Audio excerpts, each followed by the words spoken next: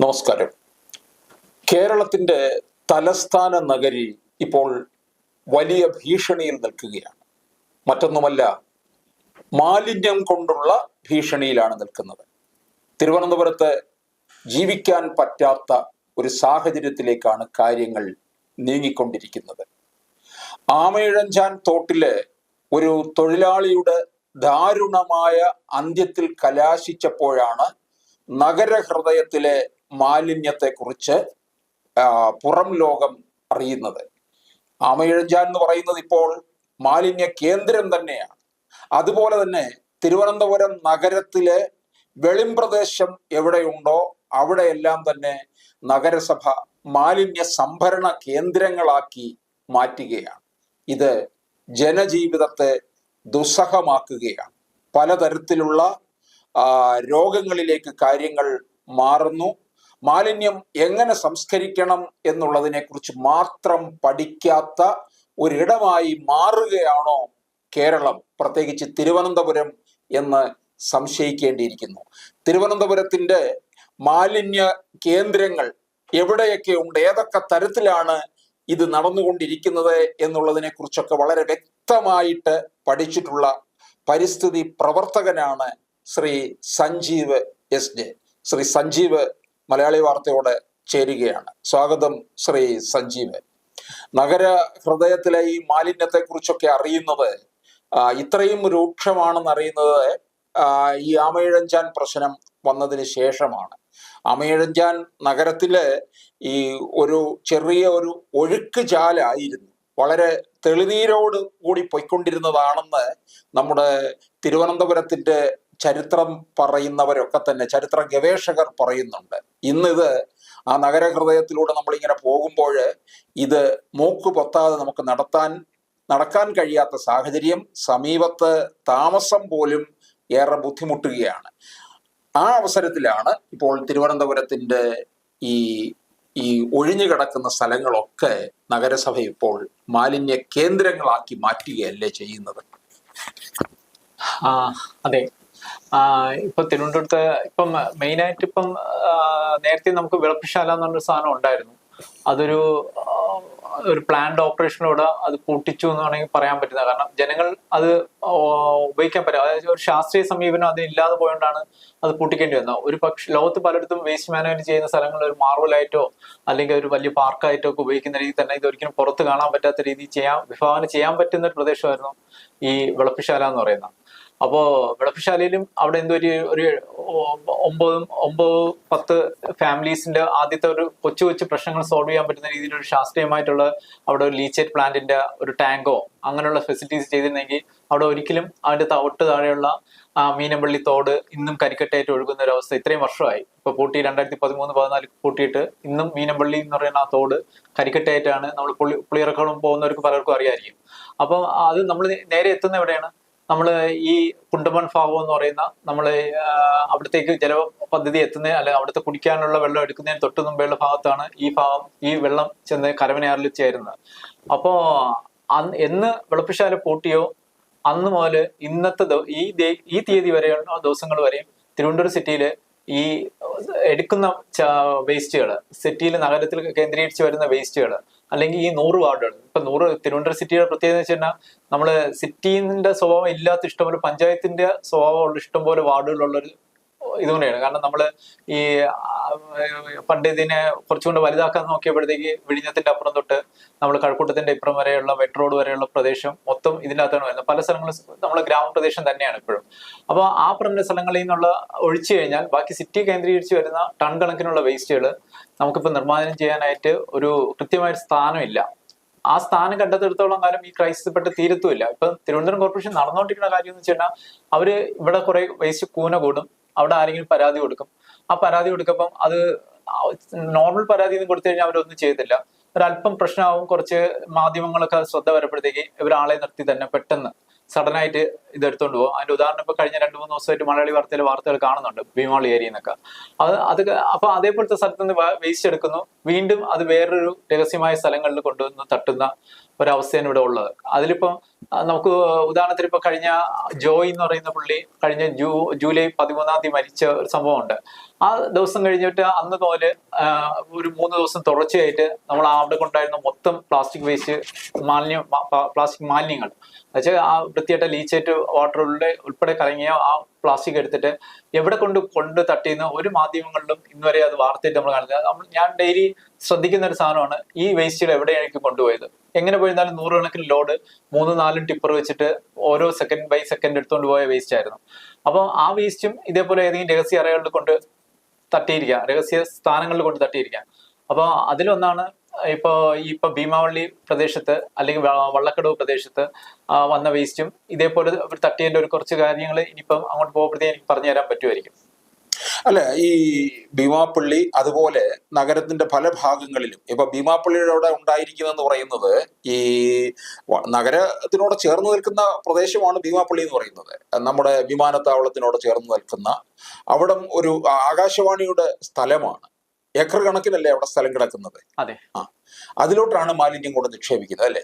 അതെ, അവിടെ ഭീമാവള്ളിയിലെ ഏരിയയില് ഭീമാവള്ളി എന്നല്ല പറയേണ്ടത്, അത് സത്യം എയർപോർട്ടിന്റെ സോണാണ്. അത് വെച്ചാൽ നമ്മൾ വെട്ട് റോഡ് മുതൽ നമ്മൾ ഇങ്ങ് പൂന്തറ വരെ കിടക്കുന്ന ഒരു വലിയൊരു മേഖലയാണ് നമ്മൾ എയർപോർട്ടിന് ചുറ്റളവിലുള്ള. ഏകദേശം എനിക്ക് തോന്നുന്ന ഒരു 7-8 സ്ക്വയർ കിലോമീറ്ററോളം ദൂരത്തില് ഒരു കിടക്കുന്നതാണ് നമ്മുടെ വിമാനത്താവളം എന്ന് പറയുന്നത്. അപ്പൊ അതിനകത്ത് വരുന്ന ഈ ചുറ്റുപാട് അവിടെ മെയിനായിട്ട് വള്ളക്കടവ്, ബോട്ടുപുര, നമ്മൾ പഴയ മറ്റേ വണ്ടി ടെസ്റ്റ് ചെയ്യാനൊക്കെ കൊണ്ടുപോകുന്ന ഡ്രൈവിംഗ് ടെസ്റ്റ് നടത്തിക്കൊണ്ടുന്ന ആ പ്രദേശങ്ങളിലെല്ലാം ഗ്രൗണ്ടുകൾ ഇഷ്ടംപോലെ ഉണ്ടായിരുന്നു. ഫുട്ബോൾ, പ്രത്യേകിച്ച് ഈ പ്രദേശത്തൊക്കെ ആളുകൾ ഫുട്ബോളും മറ്റുള്ള കായിക വിനോദങ്ങൾ കൂടുതൽ ഏർപ്പെടുന്നതായിരുന്നു മത്സ്യബന്ധന തൊഴിലാളികളിലുള്ള നല്ലൊരു ഭാഗം ആൾക്കാരും. അവിടെ മുസ്ലിംസ് ഉണ്ട്, ക്രിസ്ത്യൻസ് ഉണ്ട്, കുറച്ചൊക്കെ ഹിന്ദുക്കൾസ് ഒക്കെ ഉള്ളൊരു ഏരിയയാണ്. കൂടുതൽ ദേവാലയങ്ങളുമായിട്ട് ബന്ധപ്പെട്ടാണ് പല ഗ്രൗണ്ടുകളും ബന്ധപ്പെട്ടാണ്. ഇപ്പം വലിയൊരു ഗ്രൗണ്ട് തന്നെ കോർപ്പറേഷൻ ഒരു തർക്കമുള്ള ഒരു ഗ്രൗണ്ട് തന്നെ പറയുന്ന വലിയൊരു പള്ളിയുടെ ഗ്രൗണ്ട് എന്നാണ്.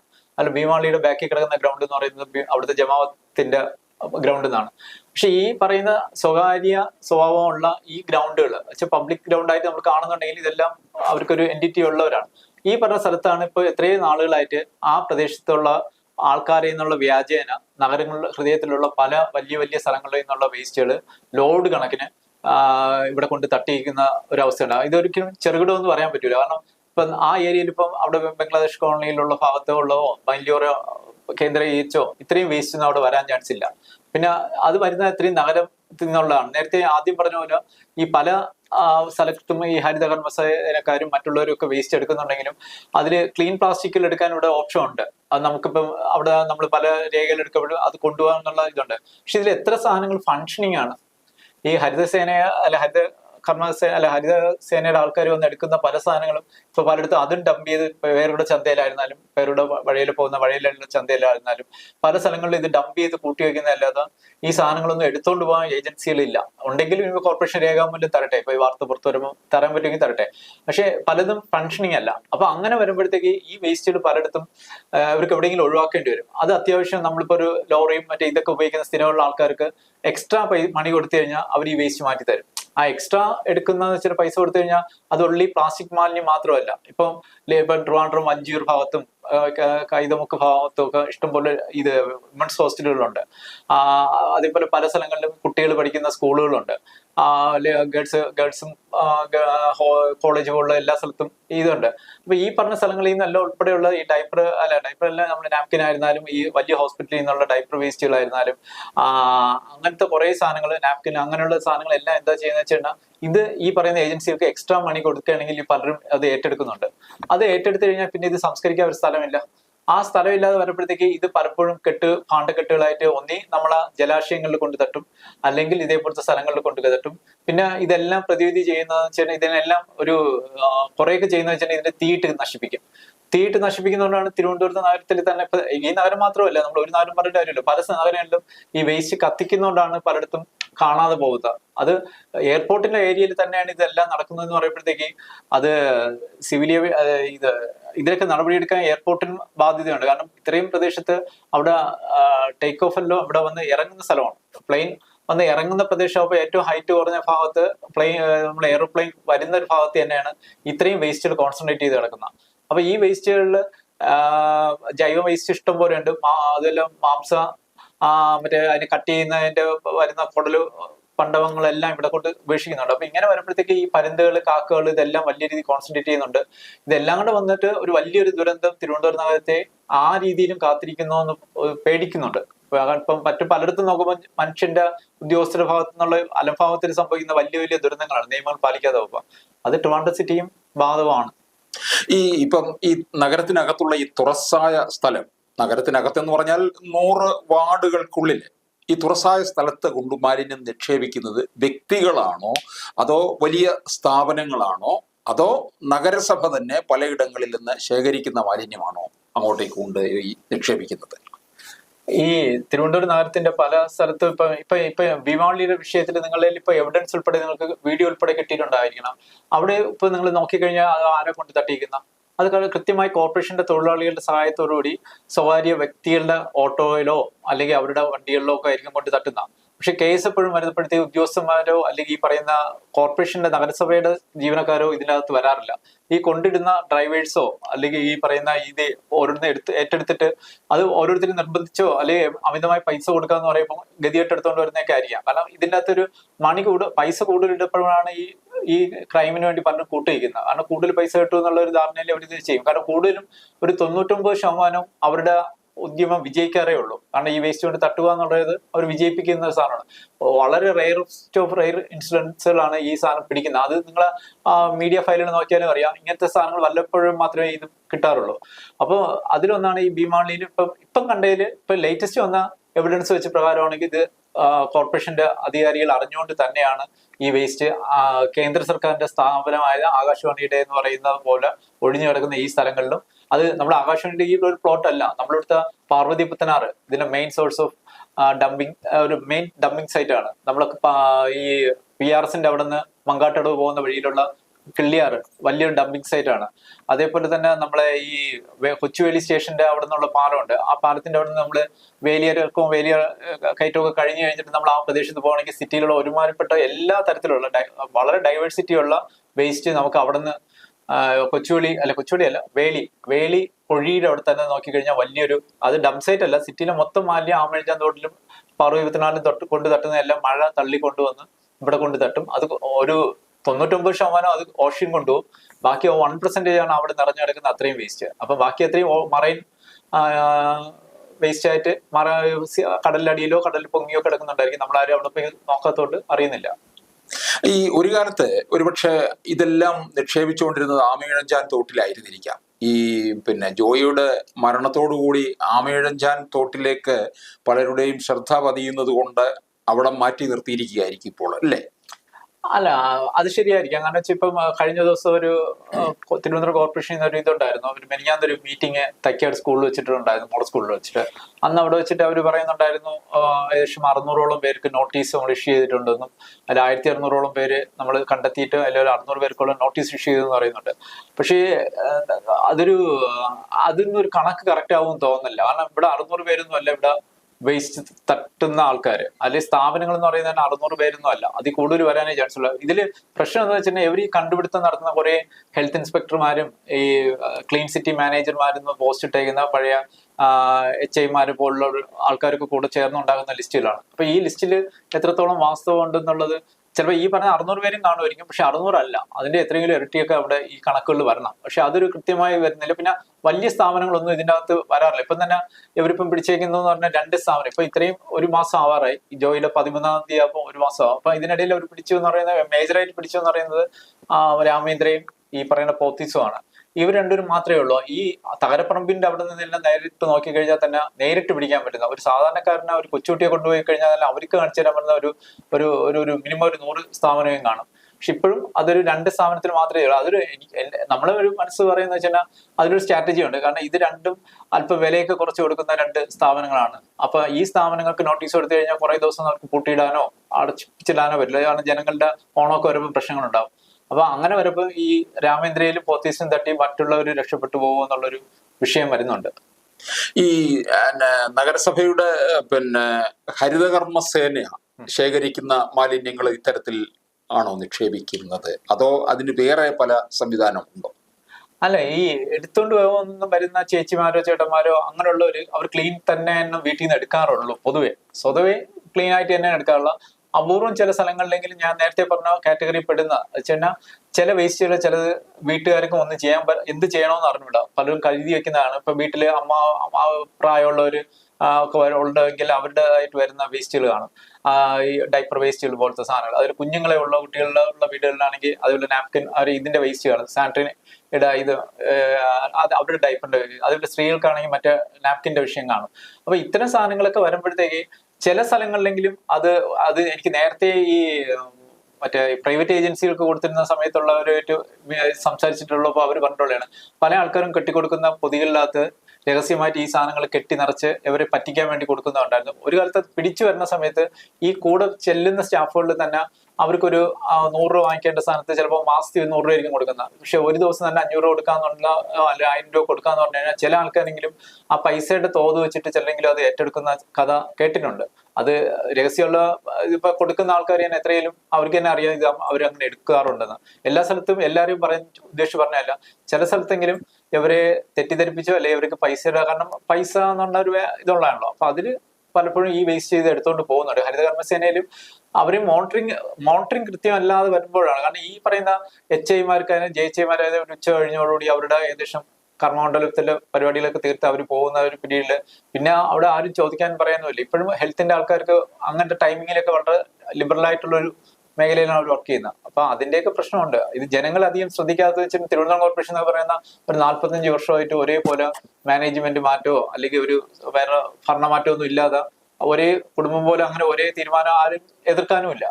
അവിടെ പ്രതിപക്ഷവും ഭരണപക്ഷവും ഒന്നും വ്യത്യാസമൊന്നുമില്ല. എല്ലാവരും ഒരേപോലെ ഇരുന്ന് തന്നെയാണ് ഈ കാര്യങ്ങൾ അറിഞ്ഞ് കേട്ടുമൊക്കെ ചെയ്യുന്നത്. അപ്പൊ എല്ലാവർക്കും എല്ലാം അറിയാം. ഈ തിരുവനന്തപുരം നഗരസഭയില് ഈ വാർഡുകളില് ധാരാളം കുളങ്ങളുള്ള ഇടം കൂടിയാണ്. പലയിടങ്ങളിലും ധാരാളം കുളങ്ങളുണ്ട്.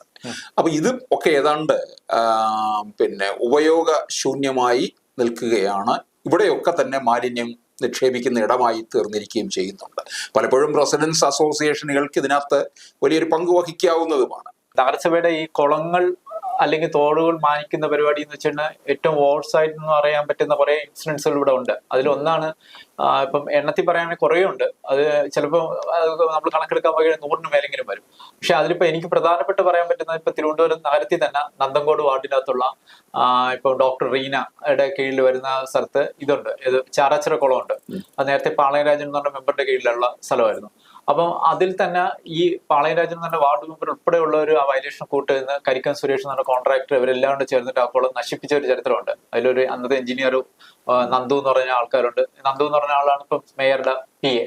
അപ്പൊ ഈ കുളം എന്താണ് സ്ഥിതി നിന്ന് ആരെങ്കിലും പോയി ആ കുളം പോയി കണ്ടാൽ മനസ്സിലാവും. ഒരു കുളം നവീകരിച്ചപ്പോൾ കുളത്തിലുണ്ടായിരുന്ന തനതായിട്ടുണ്ടായിരുന്ന പടവുകളില്ല. കുളം ഒരു ടാങ്ക് ആയിട്ട് കൺവേർട്ട് ചെയ്തിട്ടുണ്ട്. രണ്ടാമത്തെ തിരുവനന്തപുരം സിറ്റി തന്നെ പെട്ടെന്ന് ആളുകൾക്ക് ശ്രദ്ധിക്കാൻ പറ്റുന്ന 1-2 കുളം കൂടെ പെട്ടെന്ന് പറയാം. നമ്മൾ MG കോളേജിന്റെ തൊട്ടടുത്ത് തന്നെ കോരക്കുളം എന്ന് പറഞ്ഞൊരു കോരക്കുളമുണ്ട്. കോരക്കുളം പോയി കഴിഞ്ഞാൽ തൊട്ടിക്കുഴിയേ ഉള്ളൂ. ഏകദേശം 3 ഏക്കറിന് അടുപ്പിച്ച് ഉണ്ടായിരുന്ന കുളം ഇന്ന് വെറും ഒരു തൊട്ടിക്കുഴി. ചിലപ്പോൾ നമ്മളെ ഫ്രണ്ടിരിക്കുന്ന ഈ പറയുന്ന മേശയുടെ വലിപ്പം കൂടിയുള്ള രീതിയിൽ ഒരു തൊട്ടിക്കുഴിയാക്കി മാറ്റിയിട്ടുണ്ട്. പിന്നെ നീരുറവുകളെ നമ്മൾ സംരക്ഷിക്കേണ്ട കാര്യം പറയുകയാണെങ്കിൽ തിരുവനന്തപുരത്തിന്റെ ഒരു ഏറ്റവും പ്രധാനപ്പെട്ട സ്ഥലം അത് വെച്ചാൽ പ്രസ് ക്ലബ്ബ്, നിങ്ങളുടെയൊക്കെ പ്രസ് ക്ലബ്ബ് ഇരിക്കുന്ന സ്ഥലത്തായിരുന്നു ഊറ്റുകുഴി എന്ന് പറഞ്ഞ സ്ഥലം ഉണ്ടായിരുന്നത്. ഊറ്റുകുഴിയുടെ സ്ഥാനം ഇപ്പൊ എങ്ങനെയാണ് ഊറ്റുകുഴി ഇരിക്കുന്നതെന്ന് ഈ മേയറൊക്കെ ഇപ്പൊ മേയറിനൊന്നും ചിലപ്പോൾ കണ്ടിട്ട് കൂടി കാണൂല. കാരണം പുള്ളിക്കാരിയൊക്കെ സ്കൂളിൽ നിന്ന് കഴിഞ്ഞ് വന്നപ്പോൾ തന്നെ മേയറായി വന്നതുകൊണ്ട് ഇവരൊന്നും ഇത് അറിഞ്ഞിരിക്കാൻ കൂടി ചാൻസ് ഇല്ല ഊറ്റുകുഴി എങ്ങനെ നഷ്ടപ്പെട്ടു എന്ന്. അത് കഴിഞ്ഞിട്ട് തന്നെയാണ് എടപ്പഴിഞ്ഞി. ഇതിന്റെ തൊട്ടടുത്ത് കിടക്കുന്നതാണ് എടപ്പഴിഞ്ഞി എന്ന് പറഞ്ഞ സ്ഥലത്ത്. ആ എടപ്പഴിഞ്ഞി ചന്തയുടെ നേരെ ഓപ്പോസിറ്റ് ഒരു കുളം ഉണ്ടായിരുന്നു. ആ കുളം ഇപ്പൊ എങ്ങനെയാണ് ഇവർ സംരക്ഷിക്കുന്നത് നോക്കിയ ഇത് കാണാം. അവനിങ്ങൾ ഓരോ സ്ഥലത്തും നോക്കി കഴിഞ്ഞാൽ കുളങ്ങൾ നഷ്ടപ്പെട്ടുണ്ട്. ഇപ്പൊ അതുപോലെ ടെക്നോ പാർക്കിനകത്ത് ഒരു 6-7 കുളം ഉണ്ടായിരുന്നവരായിരുന്നു ടെക്നോ പാർക്ക് ക്യാമ്പസ്. അതിൻ്റെ അകത്ത് ഇന്ന് ഒരു കുളം കൂടി ശുദ്ധിയായിട്ടും ഇല്ല. അതിൽ 4-5 കുളങ്ങൾ പൂർണ്ണമായും നികത്തി പോവുകയും ചെയ്തിട്ടുണ്ട്. അതുപോലെ പുതിയതായിട്ട് കോർപ്പറേഷനോട് ആഡ് ചെയ്തിട്ടുള്ള ചന്തവിള വാർഡിനകത്ത് തന്നെ പെരിഞ്ചിറക്കോണം ആദിവാസികളുടെ ഫണ്ട് പറ്റിച്ചിട്ട് അവിടെ ഒരു AE ആയിരുന്ന ഒരു 2 പേരും കൂടെ ചേർന്നിട്ട്, അത് പേരും പറയുന്ന കുഴപ്പമില്ല, ബിജുവും ഒരു രാജീവ് എന്ന് പറഞ്ഞ ഒരു AEയും കൂടെ ചേർന്നിട്ട് ഒരു കുളം നവീകരിച്ചിട്ടുണ്ട്. അന്ന് VK പ്രശാന്ത് സാറാണ് മേയറായിരുന്നത്. ആ കുളവും ഇപ്പൊ എന്താണ് സ്ഥിതി എന്ന് പോയി നേരിട്ട് കണ്ടാൽ മനസ്സിലാവും. അത് കൃഷിക്ക് വേണ്ടി വരുന്ന കുളങ്ങളാണ്. ഓരോരുത്തരും കുളം നവീകരിക്കുക ഇതല്ല, ഇതെല്ലാം നശിപ്പിച്ച കാര്യമാണ് പറയുന്നത്. പിന്നെ ഈ എടപ്പഴിഞ്ഞിലേക്കാണെന്ന് വെച്ചാൽ വേസ്റ്റ് ഇട്ട് നികത്തി കളഞ്ഞുകൊണ്ടിരിക്കുന്ന കുളങ്ങളാണ് ഈ നഗരസഭയിലകത്തുള്ള ഈ പറഞ്ഞ കുളങ്ങളെല്ലാം. പല സ്ഥലങ്ങളിലും ഇപ്പൊ കുളത്തിലാണ് ഗവൺമെന്റ് ഓഫീസുകളും ഇരിക്കുന്നത്. അത് വേറെ കാര്യം. അപ്പൊ ഈ തിരുവനന്തപുരത്തിന് ഈ മാലിന്യ സംസ്കരണ വളരെ ശാസ്ത്രീയമായ രീതിയിലുള്ള ഒരു ഫാക്ടറി അനിവാര്യമാണ് എന്നുള്ളതാണ്. അത് തിരുവനന്തപുരത്തിന് മാത്രമല്ല, എല്ലാ ഇടങ്ങളിലും ആവശ്യമായിട്ടുള്ളതാണ്. തിരുവനന്തപുരം ഇപ്പോൾ വളരെ രൂക്ഷമായിട്ട് ഈ പ്രശ്നം നേരിട്ടുകൊണ്ടിരിക്കുകയാണല്ലോ. അതെ അതെ, അങ്ങനെ അത്രേ ഉള്ളൂ. കാരണം വെച്ചാൽ ഇതിനൊരു ശാസ്ത്രീയമായിട്ടൊരു സംഭവം വരണം. അതേപോലെ തന്നെ ഇപ്പൊ ഈ KSWB എന്നും പറഞ്ഞൊരു സ്ഥാപനമുണ്ട്, കേരള സ്റ്റേറ്റ് സോളിഡ് വേസ്റ്റ് മറ്റേ പ്രോജക്റ്റിന്റെ ഭാഗമായിട്ട് വരുന്ന ഈ പറയുന്ന അവര് ഈ പ്ലാസ്റ്റിക് കരമാലിന്യങ്ങൾക്ക് വേണ്ടി മാത്രമുള്ള സ്ഥാപനമാണ്. വഴുതക്കാടാണ് ഇരിക്കുന്ന. ഇതേപോലെ ഇത്രയും ഒരു ആധുനികവൽക്കരിച്ച ഒരു ഓഫീസ് വേറെ അടുത്തും കാണൂല. ജോയ് ഇതേ വേസ്റ്റ് ഈ പേര് പറയുന്ന കരമാലിന്യത്തിൽ മുങ്ങിയാണ് പുള്ളി മരിച്ചെങ്കിൽ അതിന്റെ നേരെ ഘടകവിരുദ്ധമായിട്ട് ഏറ്റവും ഇന്നിപ്പോ നമ്മൾ തിരുവനന്തപുരത്തോ കേരളത്തിലോ കാണാൻ പറ്റുന്ന ഏതൊരു ഓഫീസിനെ കാട്ടി അഡ്വാൻസ്ഡ് ആയ ഒരു ഓഫീസാണ് KSWB ഓഫീസ്. ആ ഓഫീസ് ഇതിനു വേണ്ടി മാത്രം കരമാലിന്യത്തിന് വേണ്ടി 2000 ചില്ലാനം കോടി രൂപ വേൾഡ് ബാങ്കിന്റെ പൈസയാണ് ഇതിൽ വിനിയോഗിച്ചിരിക്കുന്നത്. അതിൽ അവർ നാളിതുവരെയായിട്ട് ഒരു 20 ഡബ് സൈറ്റ് കണ്ടെത്തിയതല്ലാതെ ഇതിന് നിർമ്മാർജ്ജനവുമായിട്ട് ബന്ധപ്പെട്ട് ഒരു 6ഓളം സ്ഥലങ്ങൾ ഒരു കണ്ടെത്തി എന്ന് പറയുന്നു. ഇതിനു വേണ്ടി ചിലതൊക്കെ ചെയ്തു എന്ന് പറയുന്നുണ്ട്. ഒരു 70 കോടി രൂപ ഫസ്റ്റ് ഇൻസ്റ്റാൾമെന്റ് ആയിട്ട് ഇവരെ കിട്ടിയെന്നും പറയുന്നുണ്ട്. ഈ കഴിഞ്ഞ 2 വർഷമായിട്ട് ഇവർക്ക് ഈ ശമ്പളം കൊടുത്തതും മറ്റു കാര്യങ്ങളും ചെയ്തതല്ലാതെ ഇതിന്റെ മെയിൻ ആൾക്കാർ എന്ന് വെച്ചാൽ അതിന്റെ ഹെഡ് എന്ന് പറയുന്നത് ശാരദാ മുരളീധരൻ മാഡമാണ്. മറ്റേ LSCDയുടെ സോളിഡ് വേസ്റ്റിന്റെ chief secretary, additional chief secretary. രണ്ടെന്ന് പറയുന്നത് ദിവ്യ സയ്യർ ആണ്. പക്ഷെ ഇവരുടെ ഒന്നും മെയിൻ ചാർജ് ഇതല്ല, അവരുടെ മെയിൻ ചാർജ് ഇൻചാർജുകളാണ്. അതുകൊണ്ട് ഇവരാരും ഈ ഓഫീസുകളുമായിട്ട് യാതൊരു ബന്ധവും ഇല്ല. വല്ലപ്പോഴേക്ക് വന്ന് പോകുന്നതല്ലാതെ വല്ല ഒപ്പിടാൻ പോകുന്നതല്ലാതെ ആരും അതിനകത്തൊരു പ്രത്യേകിച്ച് ഒന്നും ചെയ്യുന്നില്ല. കാരണം വേസ്റ്റ് മാനേജ്മെന്റ് അത്ര പ്രാധാന്യമുള്ള ഒരു വിഷയമല്ല. നമ്മളിവിടെ പലയിടത്തും ഇതേപോലെ കുളങ്ങളും ഇതേപോലെ ജലാശയങ്ങളും ഇതേപോലെ ഭീമാവളി പോലുള്ള ഒഴിഞ്ഞ സ്ഥലങ്ങളും ഉള്ളിടത്തോളം കാലം ഇവിടെ ഈ പറഞ്ഞ സാധനത്തിനൊന്നും പെട്ടെന്ന് സൊല്യൂഷൻ കണ്ടെത്തുമെന്നും തോന്നുന്നില്ല. പക്ഷെ ഇത് എത്രയും പെട്ടെന്ന് കണ്ടെത്താത്ത എടുത്തോളം കാലം ഈ നഗരം ഒരിക്കലും ഒരു എന്താ പറയുക, നമ്മളൊരു ഒരിക്കലും ആധുനിക ഒരു ഇതിലോട്ട് എത്തി നമുക്ക് പറയാൻ പറ്റില്ല. ഇപ്പോഴും പ്രാകൃതമായ രീതിയിൽ തന്നെ നമുക്ക് ജീവിക്കാൻ പറ്റുള്ളൂ. ഇതെല്ലാം ഒളിച്ച് കിടക്കണോണ്ട് സിറ്റി രാവിലെ ചിലയിടത്തൊക്കെ നല്ല വൃത്തിയായിട്ട് കിടക്കും. പക്ഷെ ആള് ഉൾപ്രദേശത്തോട്ട് പോവുക. പലപ്പോഴും ഈ നഗര സ്വഭാവം ഇല്ലാത്ത സിറ്റിയുടെ പ്രദേശങ്ങളുണ്ട്. അവിടേക്കാണ് ഈ പുഞ്ചക്കരി, ഈ ഭീമാവള്ളി, അങ്ങനെ കുടപ്പനക്കുന്നിന്റെ ചില ഭാഗങ്ങൾ, ഇവിടെയൊക്കെയാണ് ഈ ഡംപ് സൈറ്റുകളായിട്ട് വരുന്നത്. അപ്പൊ കുടപ്പനക്കുന്ന് കോഴിപ്പുരയുടെ ബാക്കിലൊക്കെ ഇപ്പോഴും നമുക്ക് നടന്നു മൂക്ക് കുത്തിയേ പോകാൻ പറ്റുള്ളൂ. കാരണം ആൾക്ക് ഏറ്റവും കൂടുതൽ വേസ്റ്റ് രാത്രി കൊണ്ട് തട്ടാൻ പറ്റുന്ന സാധനമാണ്. കുറെ ക്യാമറയും ഗ്രില്ലും ഇട്ടെന്നും പറഞ്ഞ് ഇവിടുത്തെ പ്രശ്നം സോൾവ് ചെയ്യാനും പറ്റൂല. ഇതിനൊരു ജനങ്ങളുമായിട്ട് ഒരു അപ്രോച്ച് വേണം. എന്തെങ്കിലും പ്രോജക്ട് ഉണ്ടാക്കുമ്പോൾ ജനങ്ങളും കൂടെ ആയിട്ട് ഒരു കൂട്ടായ്മയോ അല്ലെങ്കിൽ ഇവിടുത്തെ സന്നദ്ധ സംഘടനകളുമായിട്ടുള്ള ഒരു കൂട്ടായ്മയൊക്കെ ഉണ്ടെങ്കിൽ അവർക്ക് തന്നെ ഇപ്പൊ നമ്മൾ തന്നെ എത്രമാത്രം സാധനങ്ങൾ നമുക്ക് തന്നെ അറിയാം. ഈ കുളങ്ങൾ നശിപ്പിക്കുന്ന ഇതൊക്കെ ഈ എഞ്ചിനീയർമാർ ചെയ്യുന്ന കൃത്രിമത്വമൊക്കെ. പക്ഷെ ഇതിലൊരിക്കലും ഇപ്പൊ മേയറെ തന്നെ നമ്മളൊന്നും അധികം കണ്ടിട്ടില്ല. അധികം ഇങ്ങനെ ഈ ടിവിയിലും മറ്റും കാണുന്ന ഒരു സെലിബ്രിറ്റിയെ കാണുന്ന പോലെ ഒഴിച്ചു കഴിഞ്ഞാൽ ഇവരാരും അധികം മനുഷ്യന്മാരുമായിട്ട് അധികം മിങ്കിൾ ചെയ്ത് സംസാരിക്കുന്ന ചരിത്രമൊന്നും പറയാൻ കാണത്തില്ല. അപ്പൊ അതൊക്കെ ഇതിനകത്തൊരു വലിയൊരു പ്രോബ്ലമാണ്. ഈ പല മാലിന്യങ്ങളും നിക്ഷേപിക്കുന്നതിനടുക്ക തന്നെ പല ഈ സ്കൂളുകളൊക്കെ തന്നെ പ്രവർത്തിക്കുന്നുണ്ട്, അല്ലെങ്കിൽ അംഗൻവാടി, ഇങ്ങനെയുള്ള ചെറിയ കുട്ടികൾക്കുള്ള സ്ഥാപനങ്ങളും ഒക്കെ പ്രവർത്തിക്കുന്ന ഇടമാണ്. അപ്പൊ ഇതിനകത്തൂടെ ഉണ്ടാകുന്ന പലതരത്തിലുള്ള പകർച്ചവ്യാധികള് ഒക്കെ വലിയ പ്രശ്നം സൃഷ്ടിക്കത്തില്ലേ? തീർച്ചയായിട്ടും. അതിനിപ്പോ ഉദാഹരണം തന്നെയാണ് ഇപ്പൊ ഭീമാവള്ളിയുടെ അടുത്ത് ഇപ്പൊ വിവാദമായിക്കൊണ്ട് നിങ്ങൾ ഇന്നലെ കൊണ്ടുവന്ന് നിങ്ങൾ തന്നെ ബാക്ക് ഉണ്ടാക്കിയ ഒരു സ്റ്റോറി ഉണ്ടല്ലോ. അതിന്റെ തൊട്ടടുത്ത് തന്നെ ഇപ്പൊ ആകാശവാണിയുടെ പ്ലോട്ട് കിടക്കുന്നുണ്ടെന്നുണ്ട്. ഈ ആകാശവാണിയുടെ പ്ലോട്ടിനടുത്ത് തന്നെ ഒരു സ്കൂളിന്റെ സ്വഭാവം ഇല്ലാത്ത ഒരു നഗരസഭയുടെ ഒരു സ്കൂൾ അവിടെ വർക്ക് ചെയ്യുന്നുണ്ട്. എന്നുവെച്ചാൽ ഒരു സ്കൂളാണ്, അവിടെ PSCയിലുള്ള അധ്യാപകർ വർക്ക് ചെയ്യുന്നുണ്ട്. അവിടെ കുട്ടികൾ സ്കൂളിലെ മാനദണ്ഡ പ്രകാരം കൊണ്ടുവന്ന സ്കൂളാണ്. ഈ പറഞ്ഞ സ്കൂളിൽ തന്നെ യാതൊരു തരത്തിലുള്ള ഫെസിലിറ്റീസും ഇല്ലാതെ ഈ വേസ്റ്റിന്റെ ഇടയിൽ തന്നെ കുട്ടികൾ പഠിക്കുന്ന ഒരു സാഹചര്യം ഭീമാവളി തന്നെ കാണാൻ പറ്റും. ഭീമാവളി ഈസ്റ്റിലാണ്. അവിടുത്തെ വാർഡ് കൗൺസിൽ ഉൾപ്പെടെയുള്ളവർക്ക് ഇത് അറിയാന്നുള്ളതാണ്. അപ്പൊ നിങ്ങളെ ഈ സ്റ്റോറി കണ്ടപ്പോൾ ഞാനും അത് എന്താണെന്ന് പഠിക്കാൻ ശ്രമിച്ചായിരുന്നു. അപ്പൊ അവിടെ മനസ്സിലാക്കിയെന്ന് വെച്ചിട്ടുണ്ടെങ്കിൽ ആ കുട്ടികൾ ഇരിക്കുന്നതിന്റെ അടുത്ത് തന്നെയാണ് ഈ വേസ്റ്റുകളെല്ലാം കൊണ്ട് തട്ടുകയും അവിടെ ഇട്ട് തീ കത്തിക്കുകയും ചെയ്യുന്നുണ്ട്. അവിടെ നിന്ന് പല കുട്ടികൾക്കും പലതരത്തിലുള്ള രോഗങ്ങളും വരുന്നുണ്ട്. അവിടെ നിങ്ങൾ വീഡിയോയിൽ തന്നെ പറയുന്നുണ്ട്, ആ സ്കൂളിലെ അധ്യാപക പറ്റാവുന്ന മാക്സിമം ജില്ലാക്കളെ അല്ലെ ഈ മേയർക്കും മറ്റുള്ളവർക്കും പരാതി കൊടുത്തിട്ടുണ്ടെന്ന് പറയുന്നുണ്ട്. ആ സ്കൂളിൽ മറ്റേ കൃത്യമായ കുടിവെള്ളത്തിന്റെ ഫെസിലിറ്റീസ് ഇല്ല.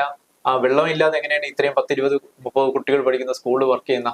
അപ്പം മേയറിനും ഒരു കുഞ്ഞ് ഉണ്ടെന്ന് നമ്മൾ TVയിലൊക്കെ മറ്റേ യദുവിന്റെ വിഷയം വന്നപ്പോൾ പുറത്ത് പറയുന്നുണ്ടായിരുന്നു. അപ്പൊ അത്രയും പ്രധാനപ്പെട്ട ഒരു വിഷയം, കുട്ടികളുടെ വിഷയത്തിൽ കൂടി നമ്മളൊരു ചെറുപ്പക്കാരിയെ മേയറുള്ള ഒരു സ്ഥലത്ത് ഒരു പ്രതിനിധി ഉണ്ടാകും. ഇഷ്ടംപോലെ ലേഡി കൗൺസിലേഴ്സും ഉള്ള ഒരു സ്ഥലമാണ്. എന്നിട്ട് നാളിതുവരെ ആയിട്ട് ഇതില്ലാത്ത കൊണ്ട് അത് 3 വയസ്സ് തൊട്ട് 6 വയസ്സ് വരെയുള്ള പഠിക്കുന്ന ഒരു സ്കൂളിലാണ് ഈ ഗതി. അപ്പൊ ഇതേപോലെ തന്നെ നമ്മളെ ഈ രാജാജി നഗറിന്റെ അകത്തും അങ്കൻവാടിയിലുണ്ട്.